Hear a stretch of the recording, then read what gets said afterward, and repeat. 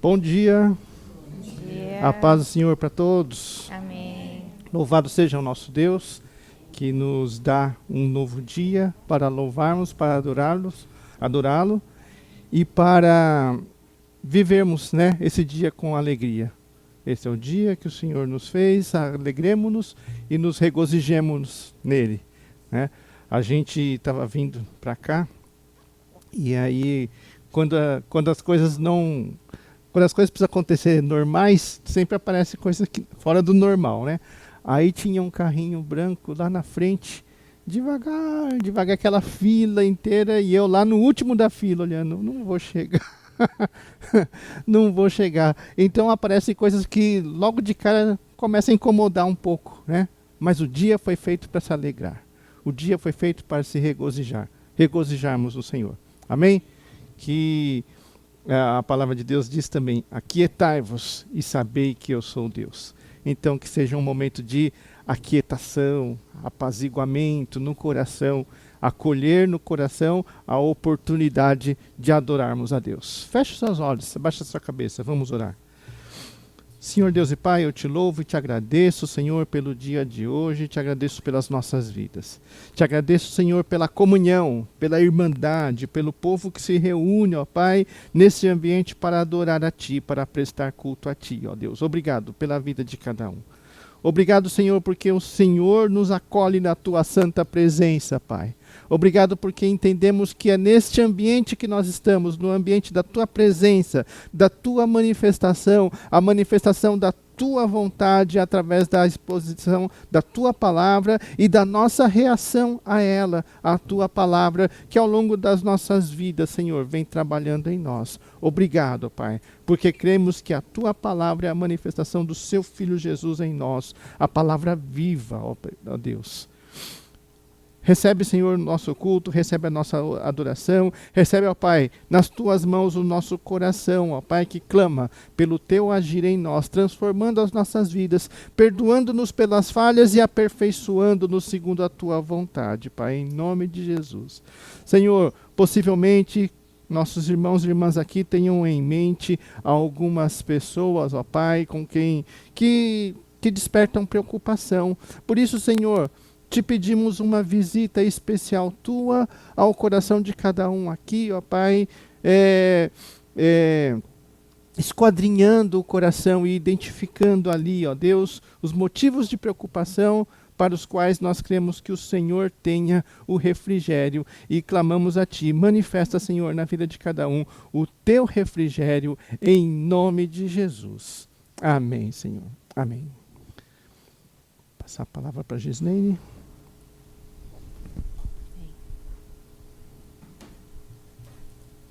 Paz do Senhor, irmãos. Amém. Vamos colocar em pé, aqueles que puderem ficar em pé, né? Agradecer a Deus por mais esse dia, né?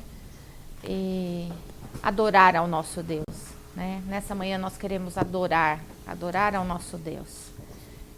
Cantai ao Senhor um cântico novo, né?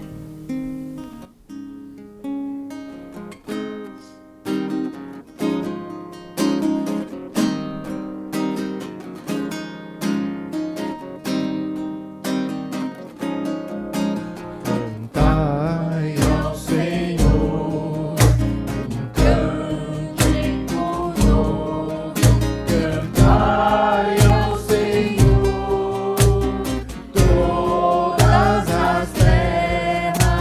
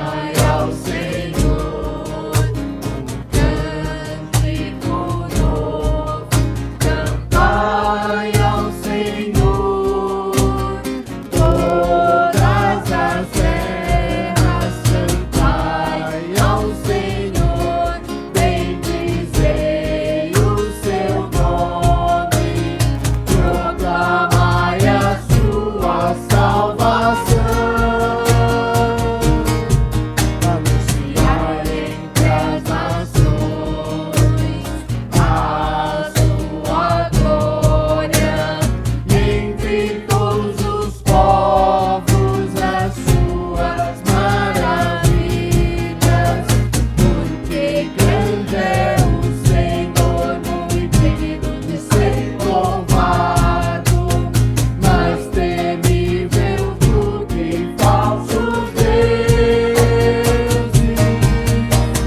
Glória e majestade estão diante dele, força e formosura do seu santuário. Glória e majestade estão diante dele, força e formosura do seu santuário.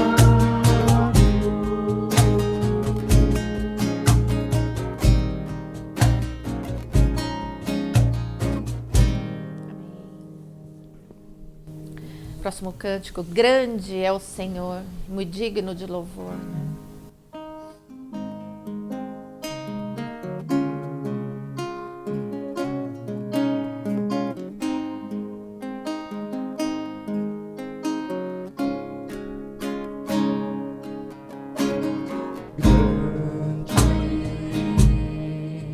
É o Senhor, E muito digno de louvor. na cidade do nosso Deus, Seu santo monte.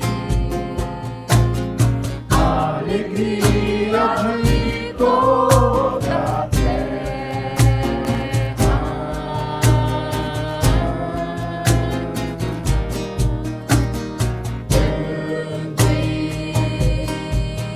É o Senhor em quem nós temos a vitória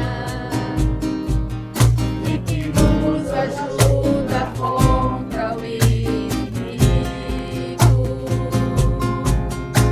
por isso diante dele nos prostramos.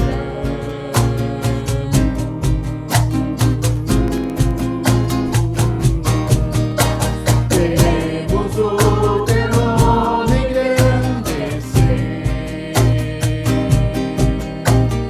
e agradecer por tua obra em nossas vidas. Confiamos em teu infinito amor, pois só tu és o Deus eterno sobre toda a terra e céu.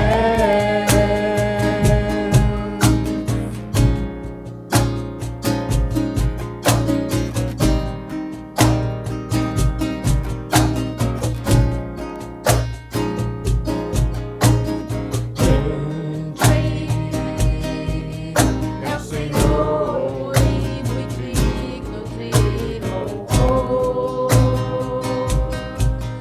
na cidade Do nosso Deus, seu santo monte. a alegria de toda a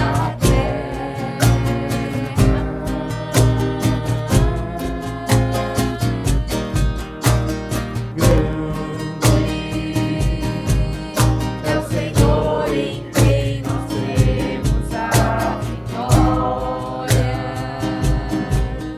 e que nos ajuda contra o inimigo. por isso diante dele nos prostramos.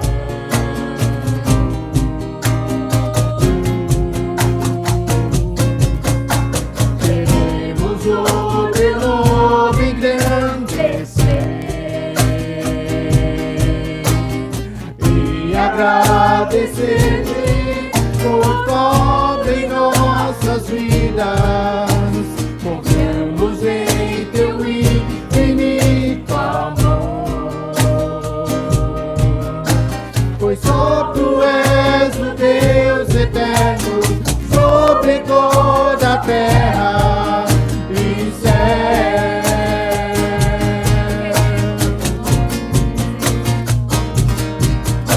Queremos teu nome engrandecer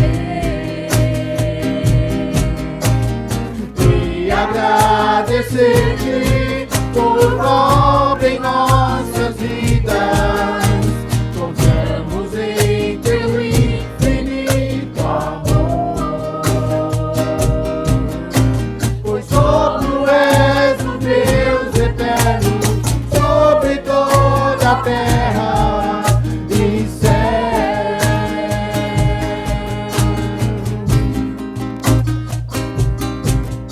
E céu.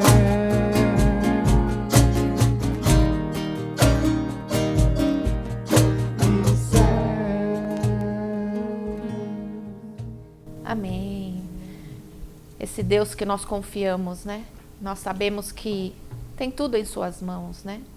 É a esse Deus que nós estamos adorando, louvando. Sabemos que é digno de toda honra, toda glória, todo louvor. E nós vamos cantar digno és de glória, né? O Senhor que cuida de nós, né? O Senhor que tem as nossas vidas nas suas mãos com muito amor, com muito carinho.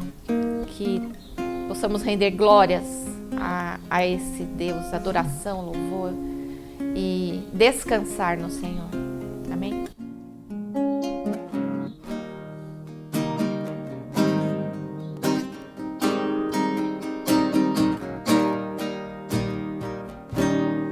Digno és de glória e louvores, levantamos nossas mãos, te adoramos, ó Senhor. Digno és de glória e louvores, levantamos nossas mãos, te adoramos, ó Senhor, porque grande és tu, maravilhas fazes tu, não há outro igual a ti, não há outro igual a ti, porque grande és tu, maravilhas fazes tu, não há outro igual a ti, não há outro igual a ti, digno és de glória e louvores, levantamos nossas mãos, te adoramos, ó Senhor. Digno és de glória, de louvores, levantamos nossas mãos, te adoramos, ó Senhor, porque grande és tu, maravilhas fazes tu, não há outro igual a ti, não há outro igual a ti, porque grande és tu, maravilhas fazes tu, não há outro igual a ti,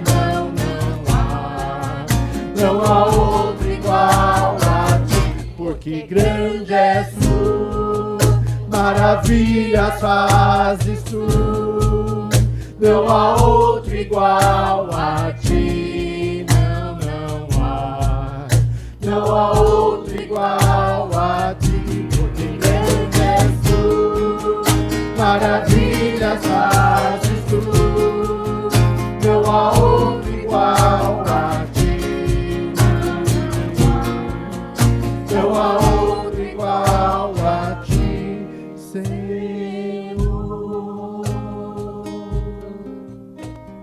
Senhor, muito obrigada por esse dia, Pai. Obrigada, Senhor, porque podemos falar contigo, Senhor. Podemos colocar todas as nossas preocupações diante do teu altar. Ó, Pai, nós podemos colocar as nossas vidas diante do teu altar. Nós podemos colocar, ó Pai, tudo aquilo, Senhor, que possa estar ocupando a nossa mente, o nosso coração. Nós podemos colocar diante de ti, Senhor. Ó Pai, recebe o nosso louvor, a nossa adoração, Senhor, a nossa gratidão por tudo que o Senhor tem feito nas nossas vidas, Senhor. Obrigada, ó Pai. Obrigada por esses momentos preciosos na Tua presença, em comunhão com os nossos irmãos, Senhor. Te agradecemos, ó Pai. Ó Deus, continua falando conosco nesta manhã, Senhor.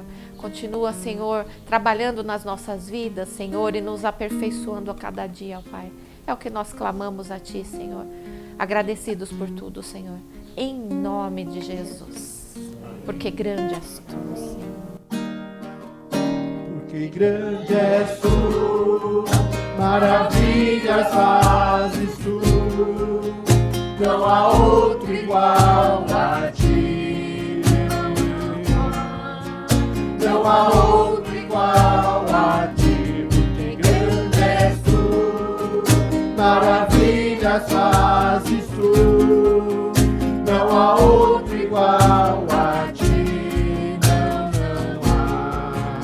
Não há outro igual a Ti, porque grande és Tu, maravilhas fazes Tu, não há outro igual a Ti,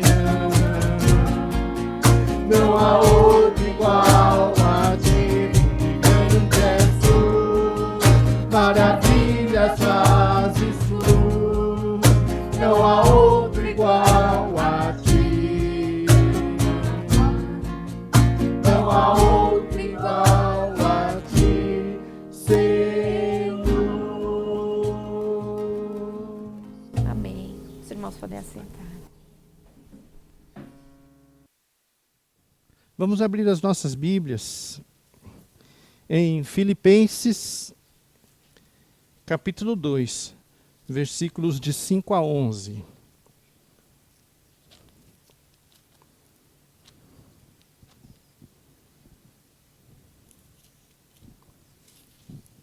Filipenses capítulo 2, versículos de 5 a 11. Aqueles meus auxiliares, sempre estão prontos aí para auxiliar, eu vou pedir para que uma pessoa abra a Bíblia em Mateus capítulo 5, para lermos de 44, versículos 44 e 45, e uma outra pessoa, Evangelho de João capítulo 1, versículos 12 e 13.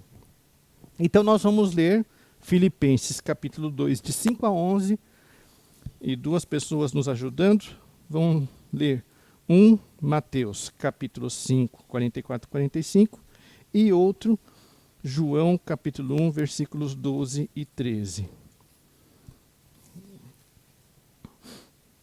Nossa primeira leitura, Filipenses capítulo 2, versículos de 5 a 11, que diz assim: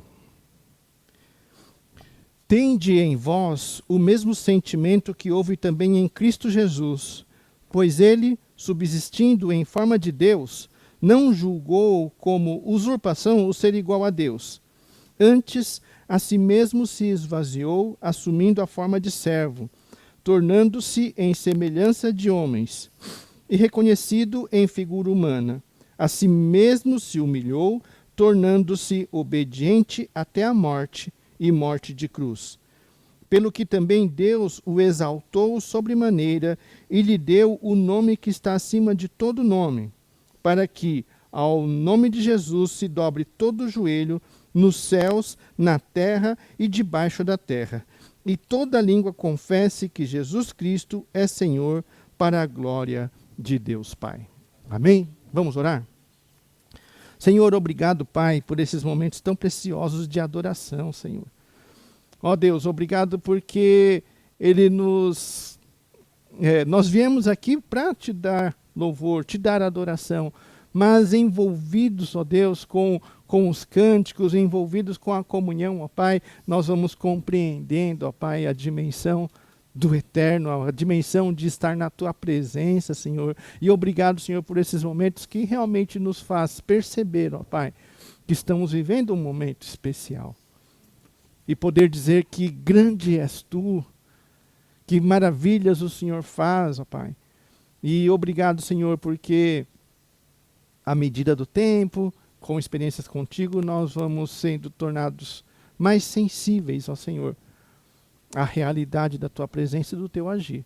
Então te pedimos, ó Senhor, que a tua palavra hoje também nos conduza a uma compreensão, Senhor, um tanto mais profunda, um tanto mais abrangente, ó Deus, da tua ação, da tua presença e das tuas maravilhas, ó Pai, para retornarmos sempre a ti, com louvor, com adoração, resultado de uma vida que vive, ó Pai, o melhor da sua oportunidade, que é na comunhão contigo e na compreensão da tua vontade. Nós louvamos e agradecemos a ti em nome de Jesus. Amém, Senhor. Amém.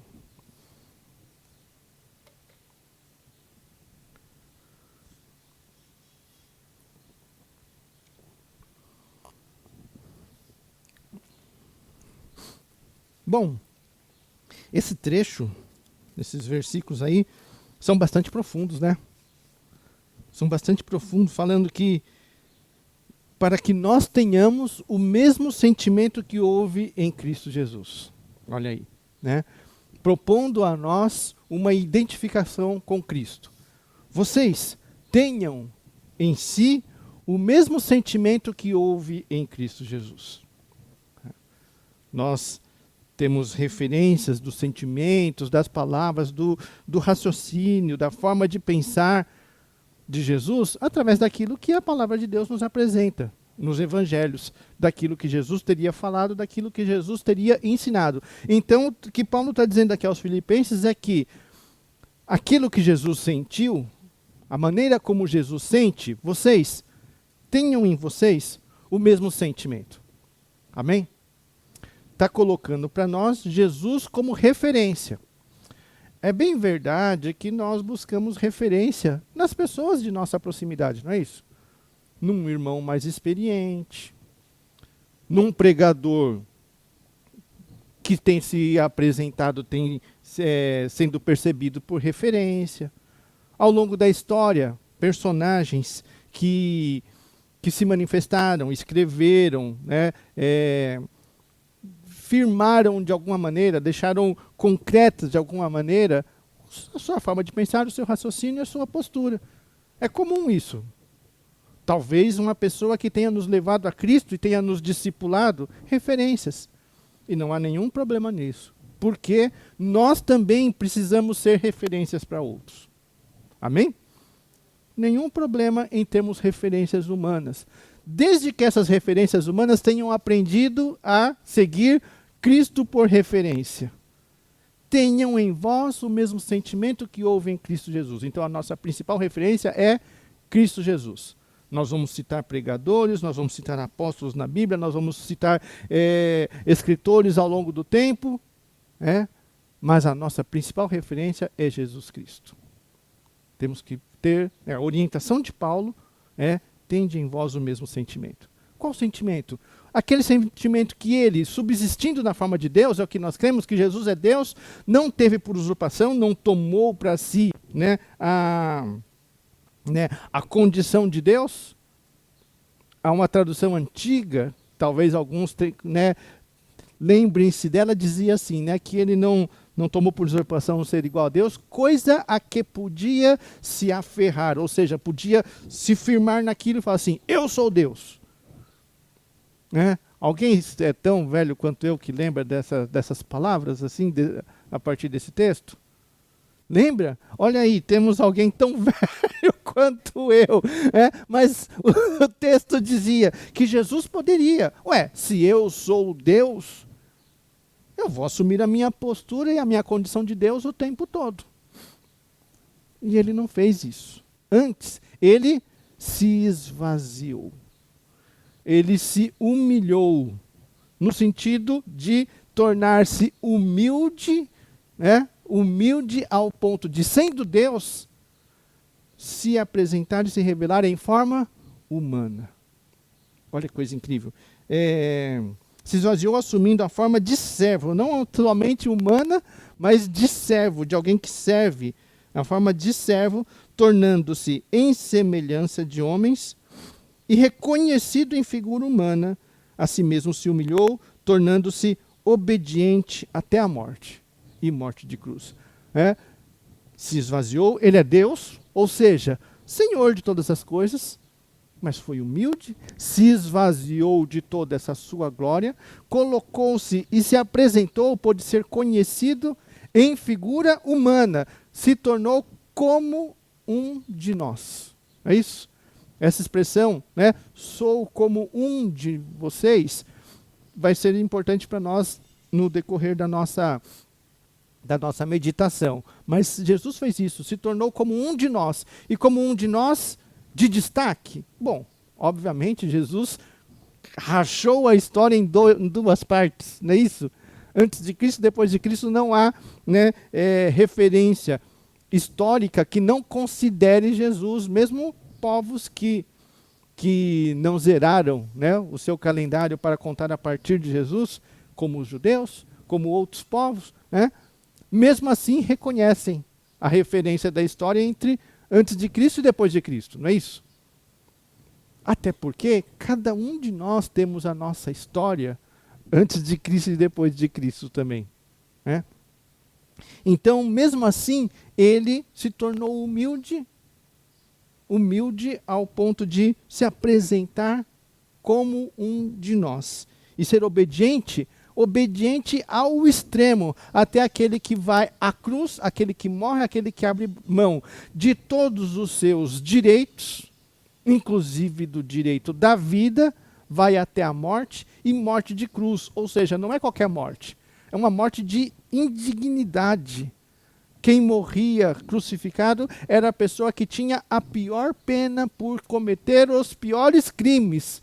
Ele foi submisso a esse ponto de abrir mão da vida, morrendo, né? Abrir mão de todos os seus direitos, inclusive o direito da vida, numa condição de indignidade extrema, porque ele estava assumindo em si a indignidade de todos nós. E não somente de nós, mas de todo o mundo, né? Pelo que também Deus o exaltou, né? A experiência dele não parou aí, mas por consequência desta humildade extrema, obediência extrema, esvaziamento extremo, por conta disso, Deus o exaltou sobremaneira e lhe deu o nome que está acima de todo nome, para que ao nome de Jesus se dobre todo joelho nos céus, na terra e debaixo da terra, e toda língua confesse que Jesus Cristo é Senhor, para a glória de Deus Pai. Que objetivo grandioso! Jesus ofereceu tudo para que, quando ele aí exaltado, e exaltado não somente, né, pelo ser humano, mas exaltado por Deus o Pai, né, apresenta aí a situação de que, por a finalidade de que todo joelho se dobre e reconheça que Ele é o Senhor. Amém? Todo joelho, esse não é o objetivo que nós gostaríamos que fosse alcançado? Que todo joelho se dobrasse e reconhecesse que Jesus Cristo é o Senhor? Todos nós, né, esperaríamos isso, e esse é o propósito de Deus, e por isso Jesus morreu, para que todo joelho venha reconhecer, todo joelho se dobre, todo ser humano venha reconhecer que Ele é o Senhor. E maravilhoso é isso, porque reconhecer que Ele é o Senhor, não é falar assim, então Ele quer ser exaltado, Ele quer estar numa condição de supremacia. Não, aí mesmo já diz que Ele se esvaziou para isso. O Deus que quer que todos se dobrem é um Deus capaz de ser humilde e de servir, de abrir mão da própria vida para que todos tenham vida. Não é um Deus que humilha, não é um Deus que subjuga, é um Deus que se humilha, é um Deus que se esvazia para que todos sejam salvos. Maravilhoso. Eu ouvi uma expressão assim, dizendo que uma pessoa questionava: se uma pessoa, para não ir para o inferno, precisa atender à vontade de Deus, logo não existe livre-arbítrio, que a pessoa poderia, né, buscar a sua própria vontade e mesmo assim não ir para o inferno. Né? É uma argumentação querendo refletir a respeito do livre-arbítrio. Ora, se eu tenho que atender a Deus para poder não ir para o inferno, eu não tenho livre-arbítrio. Mas é um raciocínio, é uma manipulação do pensamento. Porque, tendo a ideia de que o inferno possa ser um lugar, né, um local, mas não só um local, mas talvez uma experiência, uma situação, uma condição, independente disso, né, independente de qual seja o pensamento, tendo a ideia de que o inferno não está onde Deus está, se a pessoa quer ir para, né, quer exercer a sua própria vontade e não ir para o inferno, né, estar em paz com o Senhor, ela teria que estar num lugar onde o Senhor esteja, não aonde o Senhor não esteja. Então, se ela, para poder estar num lugar onde o Senhor esteja, ela tem que estar naquele caminho que é onde o Senhor está. Aí não vai para o inferno. É a escolha da pessoa, concorda? Né? Seja a concepção de inferno qual for. Então, não é uma questão de, se eu tenho que cumprir a vontade de Deus para não ir para o inferno? É, porque Deus não está lá. Pareceu razoável o raciocínio? Então não é uma falta de livre-arbítrio. Né? Não é uma falta de livre-arbítrio. Bom, agora então vou pedir a ajuda de quem se preparou aí para me ajudar. Quem abriu o Evangelho de João, capítulo 1, versículos 12 e 13? Evangelho de João, capítulo 1, versículos 12 e 13. O João. O João. Mas a todos quantos o receberam, deu-lhes poder de serem feitos filhos de Deus, a saber, aos que creem no seu nome, os quais não nasceram do sangue, nem da vontade da carne, nem da vontade do homem, mas de Deus. Amém.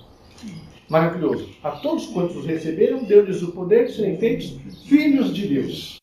Lembra no início do pensamento? Tende em vós o mesmo sentimento que houve em Jesus? Jesus é o Filho de Deus? É? Então, assim, todos quantos o receberam, deu-lhes o poder de serem feitos filhos de Deus. Nós recebemos Jesus como nosso Senhor, como Senhor das nossas vidas, não é isso?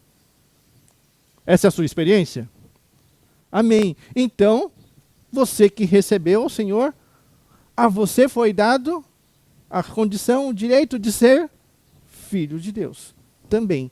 Por isso, tende em vós o mesmo sentimento que houve em Cristo. A sua referência de filho de Deus, agora foi isso, né? Todos quantos o receberam, deu-lhes o poder de serem feitos filhos de Deus. Então, estou entendendo agora que eu também sou filho de Deus. Mas eu sei ser filho de Deus?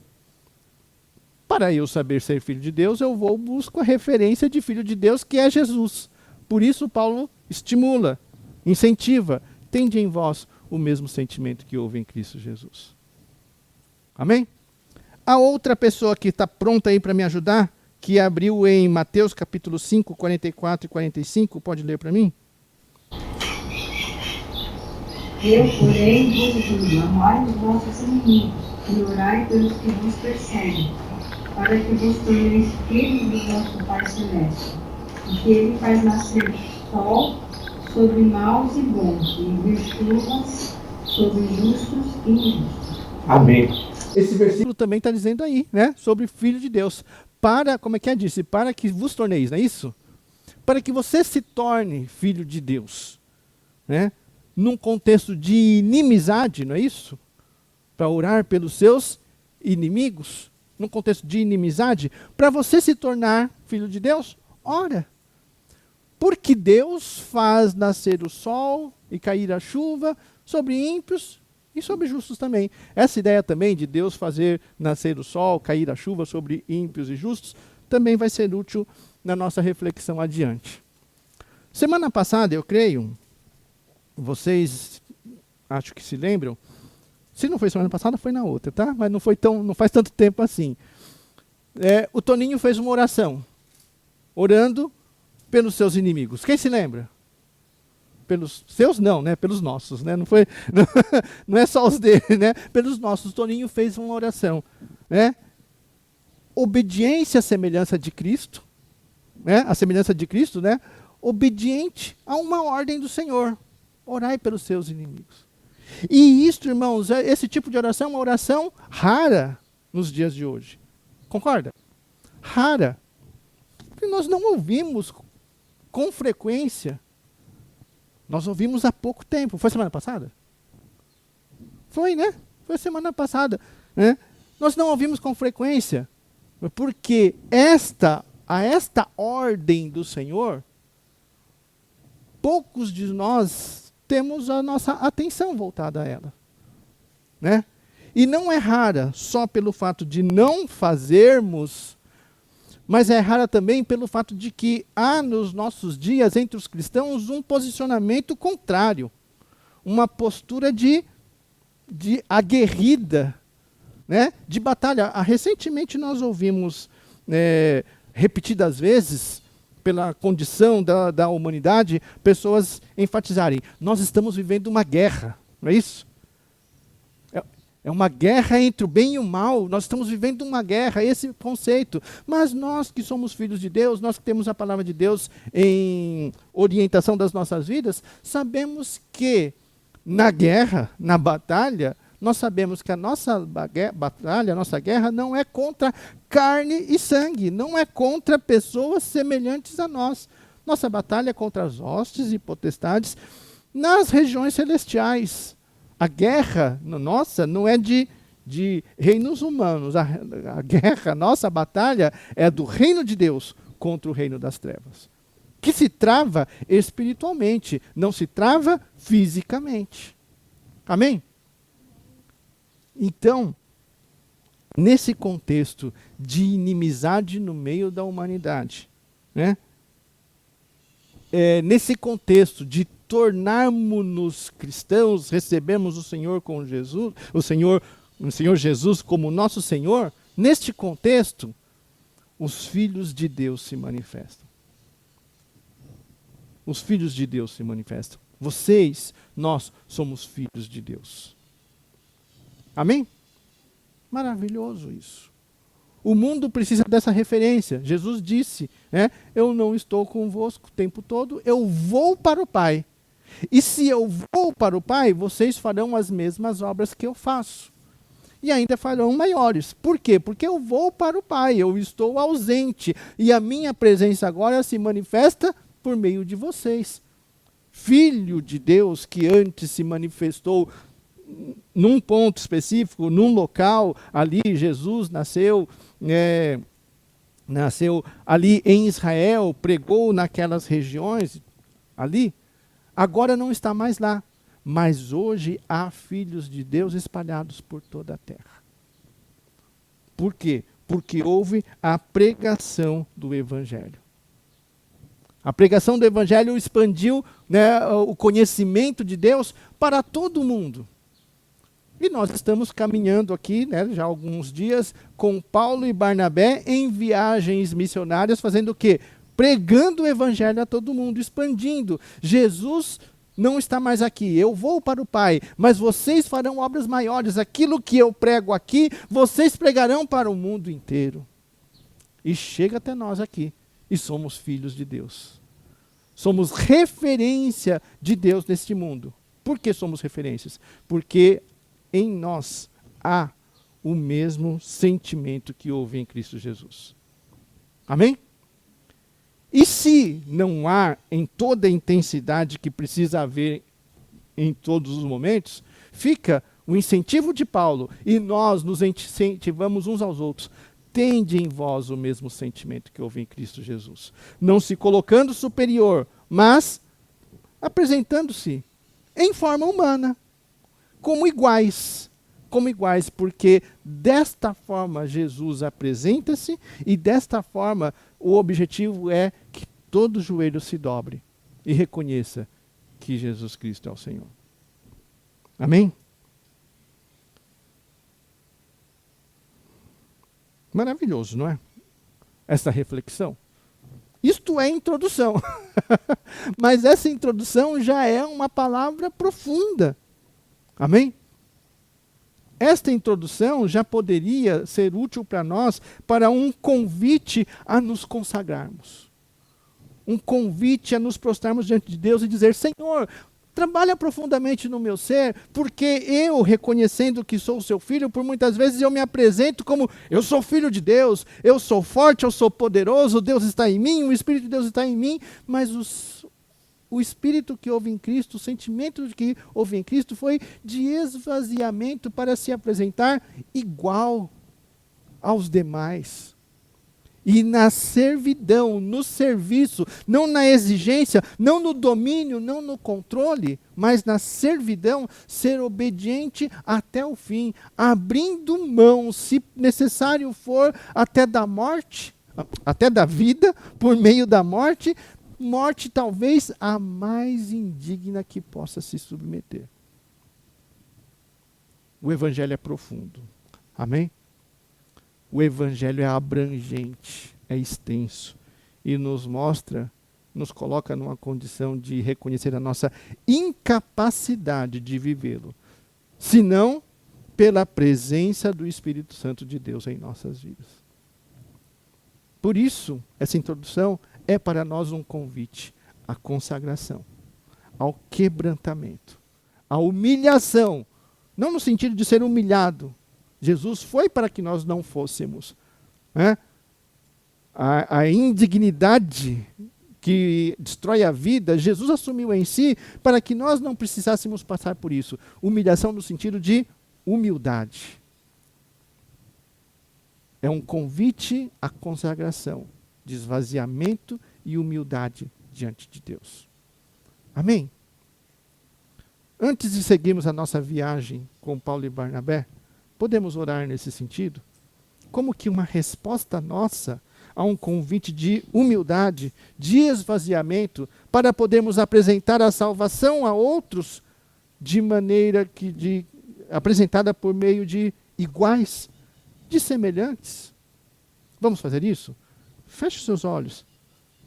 Abaixe a sua cabeça. Eu vou pedir para que 2 pessoas voluntariamente sejam nossos porta-vozes nesse sentido. Senhor, produz em nós o mesmo sentimento que houve em Cristo Jesus. Oremos.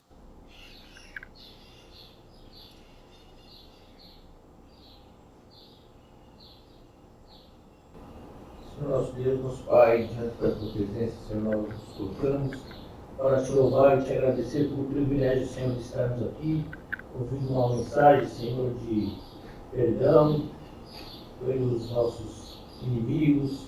Que o Senhor possa estar, Senhor, nos colocando com muita fé, Senhor, sobre esse sentido, Senhor. Nós sabemos o quanto é difícil esse ato, Senhor, de nós perdoarmos os nossos inimigos. Tenho passado por isso e eu sei o quanto é difícil. Eu peço a Ti, Senhor, que o Senhor me dê sabedoria, não só a mim, como a todos os nossos irmãos que estão aqui ouvindo essa mensagem, para que possamos levar isso, Senhor, pelo que o Senhor fez por nós, pelo sacrifício que o Senhor colocou, que o Senhor deu o Seu Filho na cruz, Senhor, para nos perdoar os nossos pecados. E que nós possamos assim fazer da mesma forma, Senhor. As mesmas intensidades, o que nos torna difícil para nós seres humanos e pecadores. Sim. Eu te agradeço, Senhor, pelo privilégio da palavra e que o Senhor possa nos dar sabedoria, Senhor, e entendimento, para que possamos levar isso adiante. Amém. Ser sempre humilde a sua palavra, Senhor. Obrigado pelo que o Senhor tem feito em nossas vidas e derramado do teu amor, da tua graça, Pai. Eu peço perdão dos meus erros, dos meus pecados. De uns dias para cá tenho tido sérios problemas nesse sentido, e que o Senhor possa, Senhor, me dar forças para que eu possa superar isso, Senhor. E que a quem tenha sentido isso também, o Senhor possa dar forças e superar isso e perdoar, Senhor, aqueles que nos tentam nos derrubares. Sua palavra diz que nós seríamos perseguidos. E às vezes a gente não percebe o que está acontecendo ao nosso redor. Mas que o Senhor possa nos dar sabedoria para que possamos entender tudo isso que está acontecendo. Amém. Em nome de Jesus, que de novo te agradeço. Amém.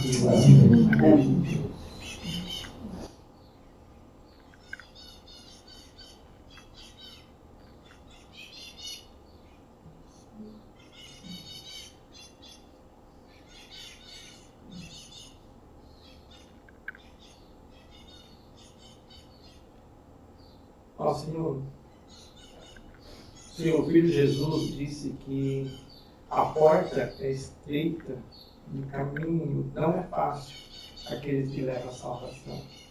Ó Senhor, obrigado porque a Tua palavra nos alerta isso e nós podemos, ó Senhor, nos firmar na Tua palavra para poder entender as dificuldades desse dia, de seguir esse caminho, de entrar por esta porta. Ó Deus, porque se não entendêssemos, ó Pai, possivelmente viraríamos as costas do Senhor. E obrigado porque o Senhor, através do Teu Santo Espírito, através da Tua palavra, através do ambiente de comunhão da Tua Igreja, tem proporcionado para nós, ó Senhor, ambiente, ó Deus, favorável para conhecer, ó Deus, o Teu Santo Evangelho, ó Pai, na profundidade que nos é necessária. A tocar, Senhor, nas nossas questões, nas nossas circunstâncias, fazendo com que esse evangelho seja um evangelho, ó Pai, que alcance a muitos, mas que alcance cada um de nós também. Obrigado por isso, Senhor. Te peço, ó Pai, que o Senhor esteja trabalhando profundamente no nosso ser, através do Teu Santo Espírito, ó Pai, produzindo em nós o caráter de Cristo, produzindo em nós os sentimentos de Cristo, produzindo em nós a obediência de Cristo, Senhor, reproduzida, apresentada, Senhor, por todos nós, ó Senhor, pelo fato do Senhor estar agindo profundamente no nosso ser.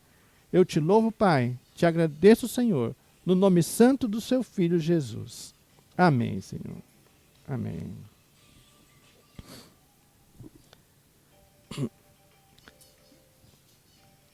Atos, capítulo 14.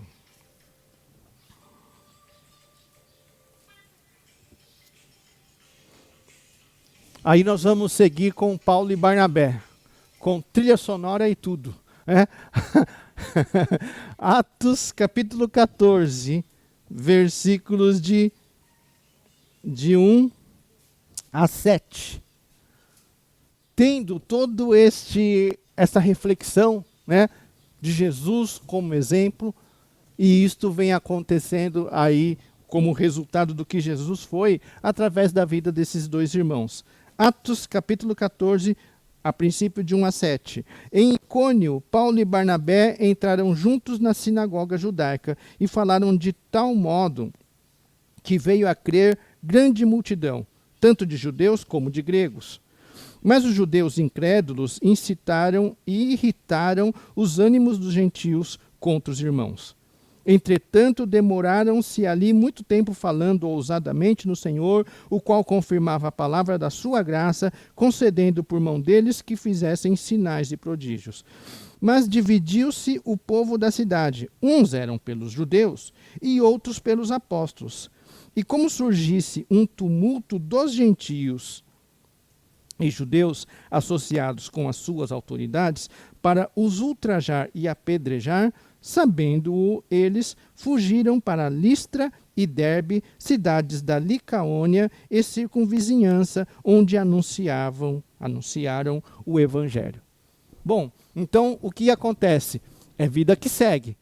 Vocês se lembram que eles estavam pregando e tendo dificuldades, tendo que fugir dos lugares que pregava, porque os judeus se manifestavam com animosidade, se manifestavam, né, com agressividade contra Paulo e Barnabé que estavam pregando. E eles iam, pregavam, muitos se convertiam, havia perseguição pelos judeus e eles fugiam daquele lugar, iam para outro e continuavam pregando. Mas como resultado da pregação, tinha conversões.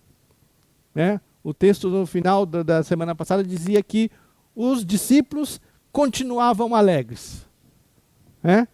continuavam alegres. É aquele conceito que a gente já viu em outra pregação, né? Alegria na perseguição. Alegria na perseguição. Por quê? Porque mesmo em meio a um contexto de perseguição, havia pregação do evangelho e havia pessoas convertidas. Era a finalidade deles. Algo semelhante ao sentimento de Cristo. Jesus Cristo vai para a cruz, morre, da cruz ele chega e fala para o pessoal, Pai, perdoa, eles não sabem o que fazem, e muitos continuam crendo. Ou vão, né, aumentando o número daqueles que creem. Este é o contexto da vida da igreja. É o contexto da vida da igreja. Perseguição, sim. Oferta da vida em pregação do evangelho. Pessoas se convertendo e vida que segue. Então nós vemos aqui nesses primeiros versículos dizendo que aumentava os que criam entre os judeus e entre os gregos. Porque entre os judeus haviam pessoas que aguardavam o Messias, mas ainda não criam em Jesus como o Messias. Então agora havia entre os judeus pessoas crendo, aumentavam os que criam em Jesus como Cristo. Messias e Cristo é a mesma palavra em línguas diferentes, né? Então, entre os judeus haviam aqueles que criam, começavam a crer a partir da pregação. E entre gentios também, pessoas que não esperavam Cristo, não esperavam Messias nenhum, tinham outra fé, também agora estavam crendo em Cristo. Aumentava os que iam crendo entre judeus e gregos. E nesse contexto, judeus, alguns que não criam, influenciavam gentios contra os irmãos.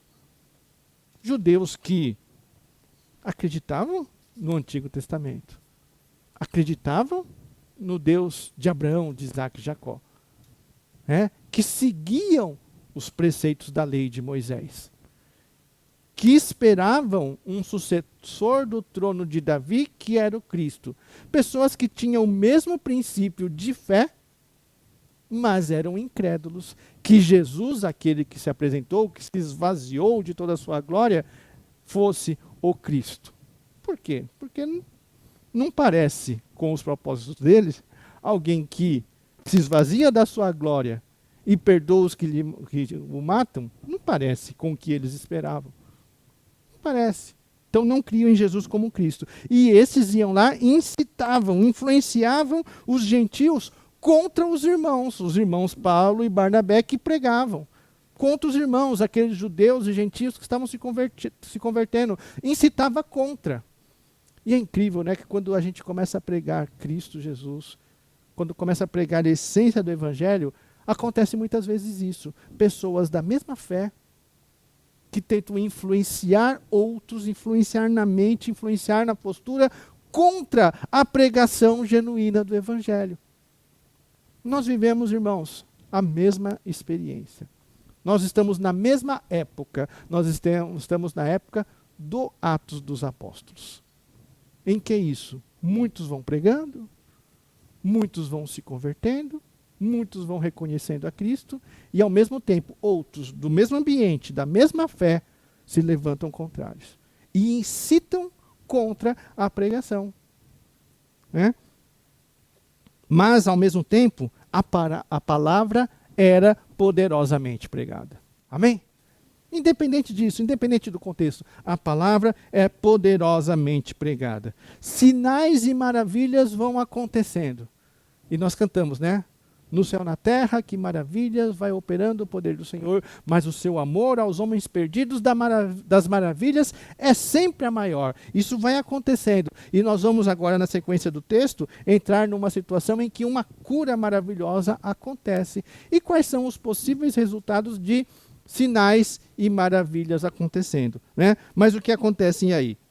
Resumindo, há conversões, há divisão entre judeus e os apóstolos, há perseguição e há fuga. A fuga. Engraçado que eles fogem, mas a perseguição e a fuga acaba sendo um ingrediente útil para a pregação do evangelho alcançar outros lugares. Amém? Ou seja, não há o que possa impedir a expansão do evangelho. Nem a força contrária. A força contrária pode se tornar até um motivador da expansão do evangelho. Amém? Então, quando você encontrar força contrária à vida em Cristo, entenda que isto não é de todo um fator contrário a você e aos seus propósitos. Pode ser um fator útil para a expansão do evangelho. Amém? Louvado seja Deus. Nada nos separa do amor de Cristo. Todas as coisas cooperam para o bem daqueles que amam a Deus. Seguindo, capítulo 14, versículos de 8 a 18. Em Listra, costumava estar assentado certo homem aleijado, paralítico, desde o seu nascimento, o qual jamais pudera andar. Esse homem ouviu falar Paulo, que fixando nele os olhos e vendo que possuía fé para ser curado, disse-lhe em alta voz: apruma-te direito sobre os pés. Ele saltou e andava. Quando as multidões viram o que Paulo fizera, gritaram em língua licaônica, dizendo: os deuses em forma de homens baixaram até nós. A Barnabé chamavam Júpiter e a Paulo Mercúrio, porque era este o principal portador da palavra.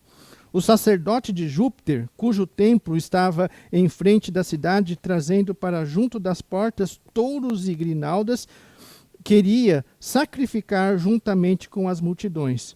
Porém, ouvindo isto, os apóstolos Barnabé e Paulo, rasgando as vestes, saltaram para o meio da multidão, clamando: senhores, por que fazeis isto?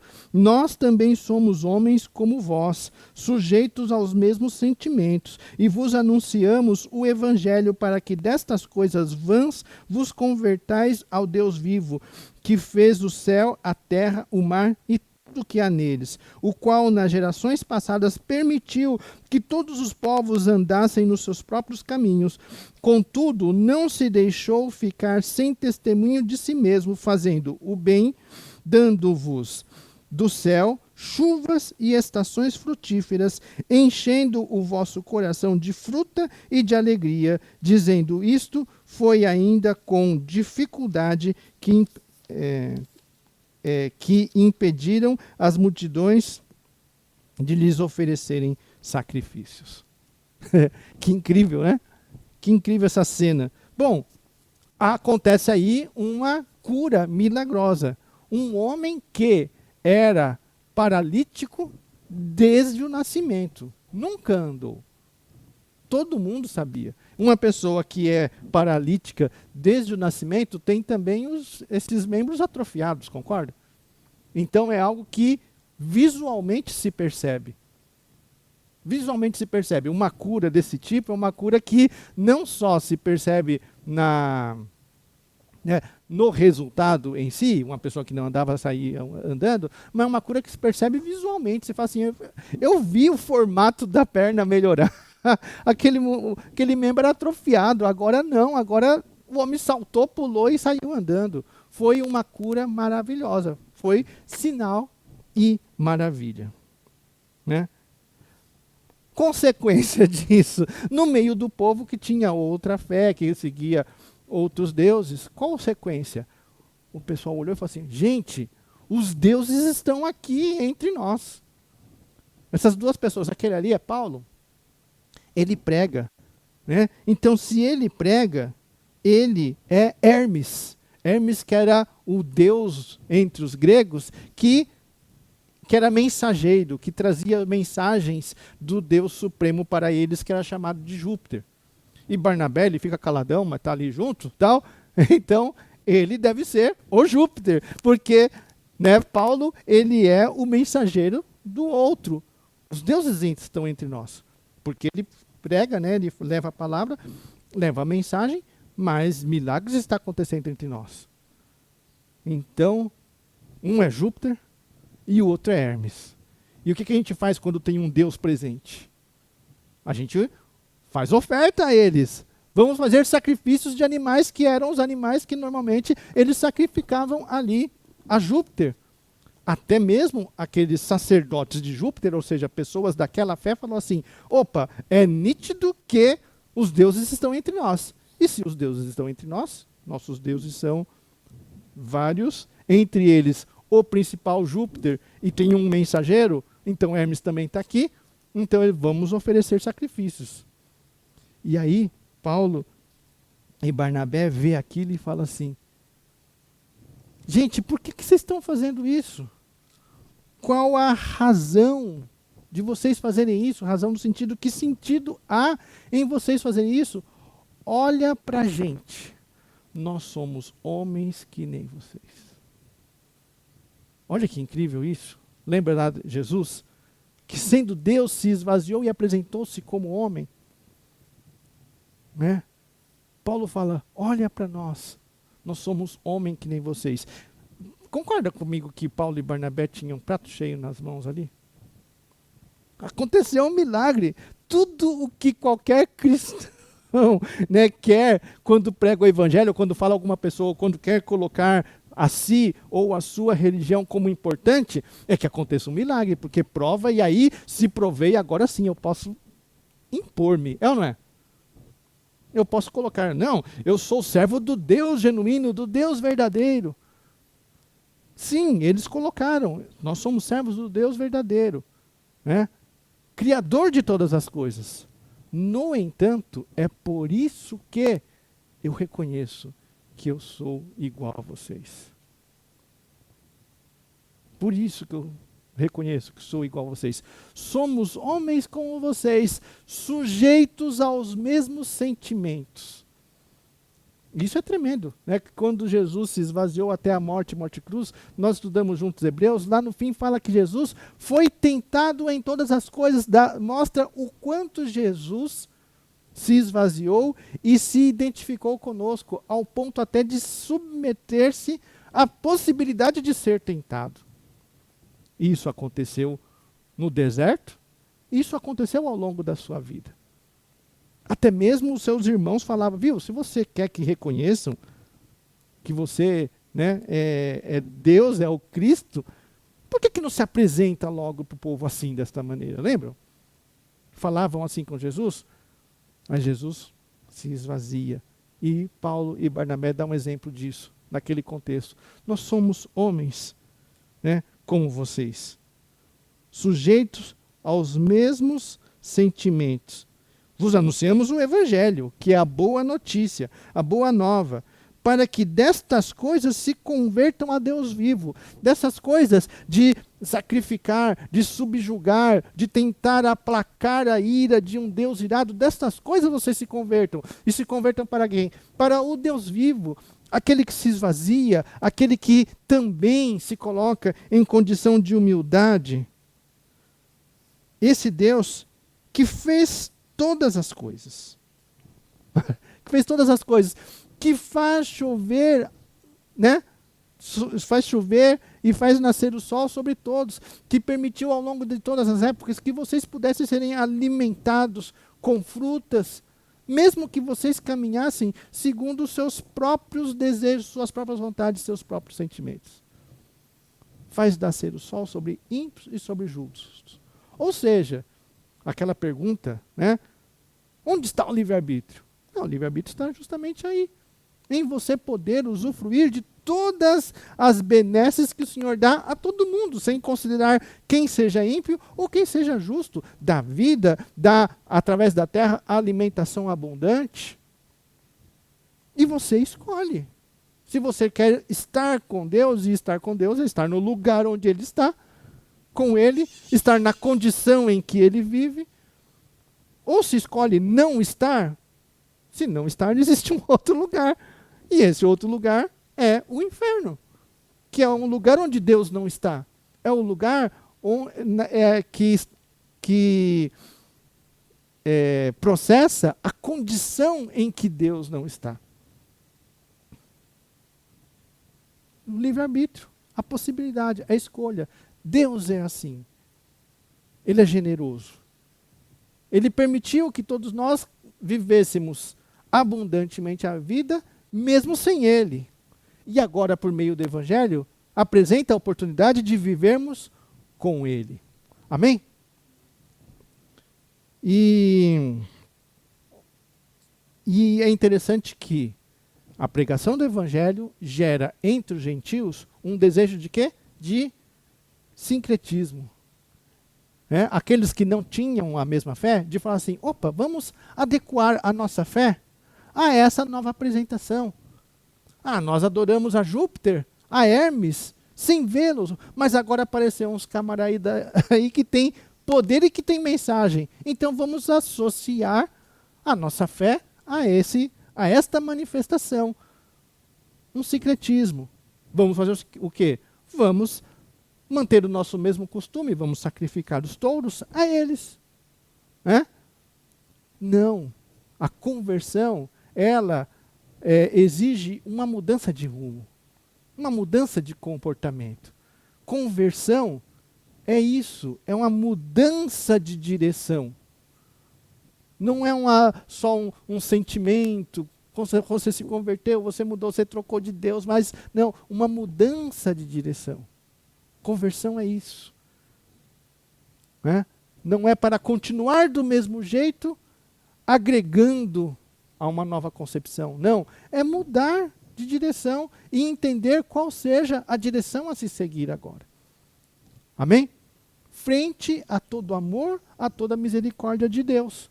Quando nós pregamos amor e misericórdia, nós não estamos mudando a permanência de uma condição de vida vã, como aqui foi dito. Não. Ao contrário, amor, misericórdia que leva à conversão, à mudança de rumo. Bom, seguindo para a conclusão. Versículo 19. Sobrevieram, porém, judeus de Antioquia e Icônio e, instigando multidões e apedrejando a Paulo, arrastaram-no para fora da cidade, dando-o por morto, rodeando-o. Porém, os discípulos, levantou-se e entrou na cidade. No dia seguinte, partiu com Barnabé para Derbe, e tendo anunciado o evangelho naquela cidade e feito muitos discípulos, voltaram para Listra e Icônio e Antioquia, fortalecendo a alma dos discípulos, exortando-os a permanecer firmes na fé e mostrando que, através de muitas tribulações, nos importa entrar no reino de Deus. E promovendo-lhes em cada igreja a eleição de presbíteros, depois de orar com jejuns, os encomendaram ao Senhor em quem haviam crido. Atravessando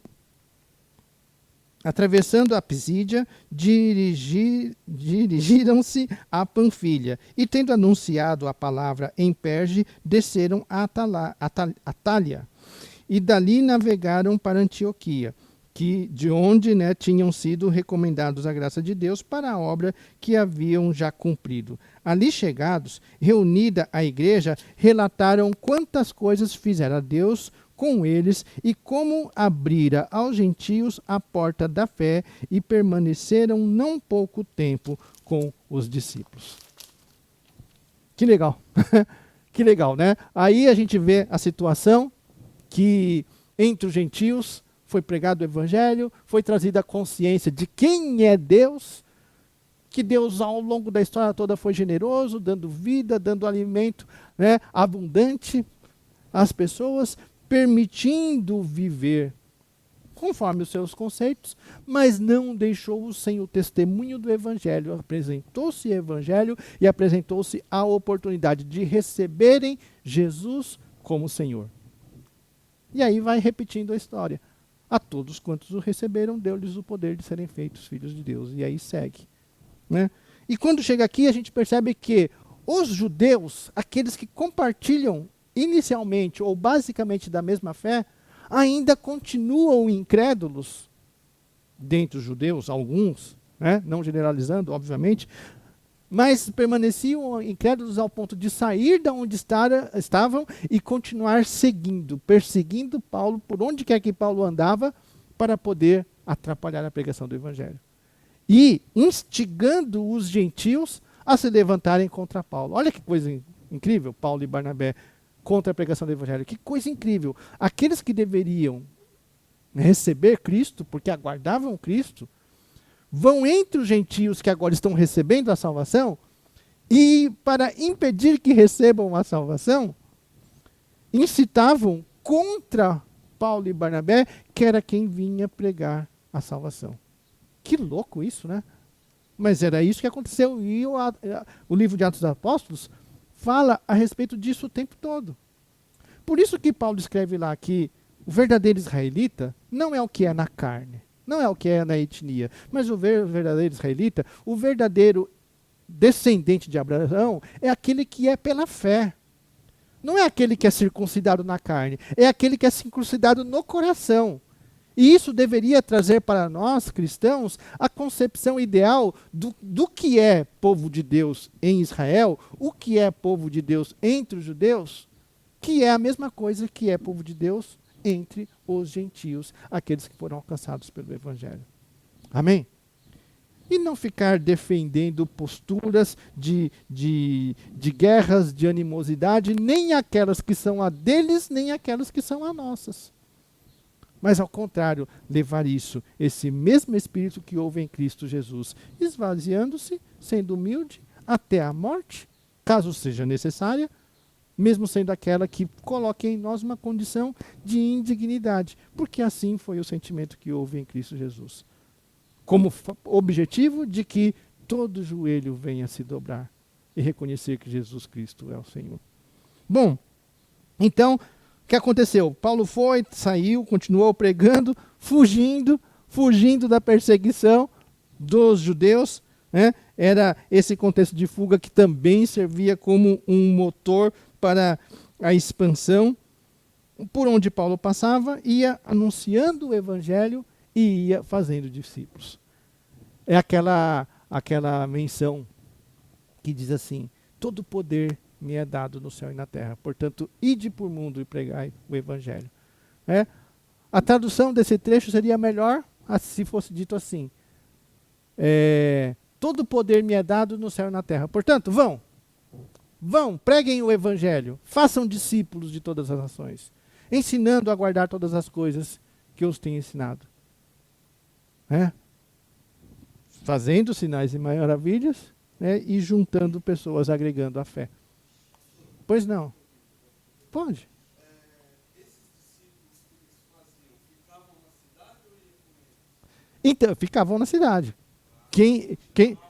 Exatamente. Você vai perceber que ele vai dizer mais uma coisa aqui no texto, né? Mas era isso. Eles iam, pregavam, e Paulo e Barnabé saíam, né? Continuavam a viagem. Até porque, né, talvez não fosse todo mundo que quisesse sair fugindo junto. Mas, eventualmente, nós vemos que alguns também acompanhavam. Como é o caso de Timóteo, quando Paulo saiu de Antioquia na segunda vez. Alguns discípulos iam se agregando à comitiva, vamos dizer assim. Mas o que Paulo e Barnabé fazia? Pregava e estabelecia igreja. E os discípulos continuavam ali, nos seus lugares. Há de se reconhecer que aqueles discípulos que ficavam ali instalados acabavam sofrendo a mesma situação de Paulo e Barnabé, porque eles continuavam pregando a mesma coisa e seguiam, né, continuavam sendo perseguidos. Então, o nascedouro da igreja não é, ao mesmo tempo, né, a conquista de um lugar tranquilo, mas muito pelo contrário, é a conquista de um ambiente de perseguição também. Não é diferente de hoje.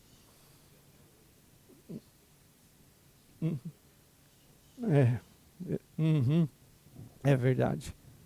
E por onde o Evangelho vai se reproduzindo esta realidade. E o trecho que a gente leu, né, agora o final, diz que Paulo e Barnabé ia pregando, ia fugindo. Você viu que ele foi apedrejado.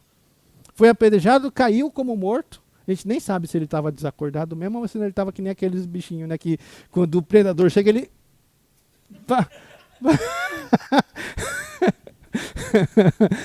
mas foi apedrejado, sofreu, né? Sofreu, ali parou como morto. Os discípulos cercaram ele ali, daí quando cercou ele, levantou e para seguir a fuga, continuar correndo. Mas a perseguição chega a este ponto, né? E mesmo assim, Paulo falava para os discípulos que ele ia formando, esses que o Alexandre perguntou, que estavam ali, ele falava assim: continua, fica firme, porque é nesse contexto que alguém precisa estimular e falar, né? Continua, fica firme. Se fosse tudo maravilhas, não precisava. Todo mundo ia querer continuar, mas em perseguição, continua, fica firme. Se nós fôssemos uma igreja de 1.000 pessoas, 900, 2.000 pessoas, muitas pessoas passavam na frente e falavam, opa, eu vou lá. Mas numa igreja aqui com, não vou contar, mas 15, 16, contaram, 16 pessoas, eu tenho que falar, fica firme, não larga não. Ajuda, continua ajudando, vamos tentar buscar outros. Amém? Fica firme. Por quê? Porque estamos num contexto que não é fácil. Não é fácil. Por que dificuldades surgem? Semana passada, a gente ali, no contexto, tudo bem, foi uma vez só, falha técnica pode acontecer, coisas desse tipo, né? Mas o que aconteceu semana passada? Caiu o sinal, sei lá, né? Que dificuldade. Há pessoas, irmãos, que estão acompanhando conosco a pregação do Evangelho que a gente nem conhece, nunca viu. Nunca viu. É mesmo.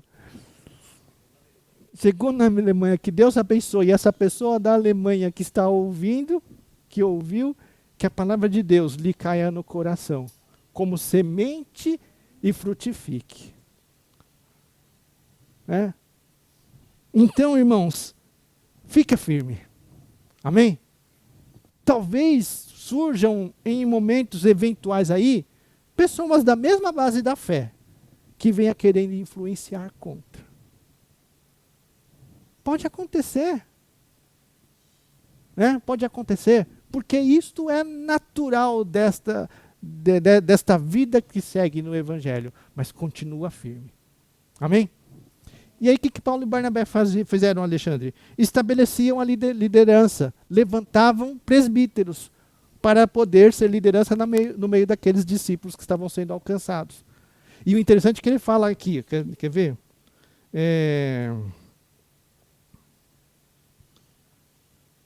Onde que está? Dos presbíteros, me ajuda. 23. Deixa eu achar o 23. Achei. E promovendo-lhes em cada igreja a eleição de presbíteros, como? Somente depois, depois de orar com jejuns. Era algo feito de qualquer jeito? Não. Você é simpático, você fala bem, você tem uma turminha que gira em torno de você, então você vai ser uma liderança no meio. Não. Estabeleciam presbíteros depois de orar e com jejuns, uma dedicação, uma consagração específica para levantar lideranças no meio da igreja. Amém? Por quê? Porque estariam sendo levantados para uma missão, para um ministério que não era fácil. É um ministério onde as pessoas são apedrejadas. Não era um ministério onde as pessoas ganham microfone, ganham câmeras, ganham holofotes. Não era. Hoje em dia o ministério oferece microfones, oferecem câmeras, oferecem holofotes, mas o Evangelho do Senhor Jesus Cristo oferece apedrejamento, perseguição, até mesmo dos que têm base na mesma fé. E confusão daqueles que não têm a mesma fé, mas querem agregar seus deuses, seu conceito, suas práticas, e você tem que alertar, não é por aí. É por o caminho do Senhor. É específico, é diferente. Amém? Então, Alexandre, não só eles ficavam ali, mas entre eles era levantada lideranças, estabeleciam ali igrejas, estabeleciam ali, o que eu costumo dizer, agências do reino de Deus, estabelecidas naquele local. E aí, Paulo e Barnabé, eles retornam para Antioquia. Vocês viram que tem duas Antioquias, no texto. Tem a Antioquia da Síria e a Antioquia da Pisídia. Então, eles voltaram para Antioquia, aquela primeira que foi aqui enviaram. E dando relatos, dando relatório. Olha, foi assim, pregamos em tal lugar, fui apedrejado, pessoas foram curadas. Os gentios estão recebendo, acolhendo a salvação. Filhos de Deus estão sendo gerados. A todos quanto receberam, deu-lhes o poder de serem feitos filhos de Deus. A expansão do Evangelho, por meio do envio da igreja e por meio da perseguição que nos aflige, tem levado vidas a serem salvas, a serem alcançadas. Amém? Que o Senhor nos abençoe. Que haja em nós o mesmo sentimento que houve em Cristo Jesus. Que apresente, por meio de pessoas comuns, iguais a qualquer uma outra, o Evangelho de um Senhor misericordioso, que faz chover sobre ímpios e justos, que oferece vida a ímpios e justos, através da sua morte e ressurreição. Feche seus olhos, abaixa sua cabeça, vamos orar. Obrigado, Pai, pela tua palavra, Senhor.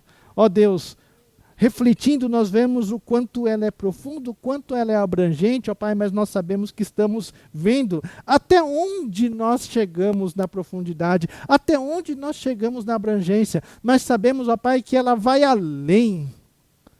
Ela vai além, mais profundo, mais abrangente e pode alcançar a todos. E, ó Pai, nós te pedimos, faze-nos humildes o suficiente para apresentarmos totalmente, para que esse Evangelho continue sendo expandido, para que o teu reino continue sendo expandido para a salvação, para que no final todo joelho se dobre e possa dizer com fé que o Senhor Jesus Cristo é o Senhor.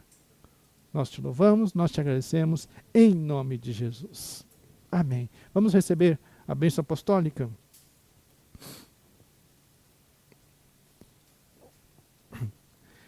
Que a graça do Senhor Jesus, o amor de Deus o Pai, a comunhão do Espírito Santo de Deus seja com todos nós, com todo o povo de Deus espalhado sobre a face de toda a terra, hoje e para todo sempre. Amém e amém.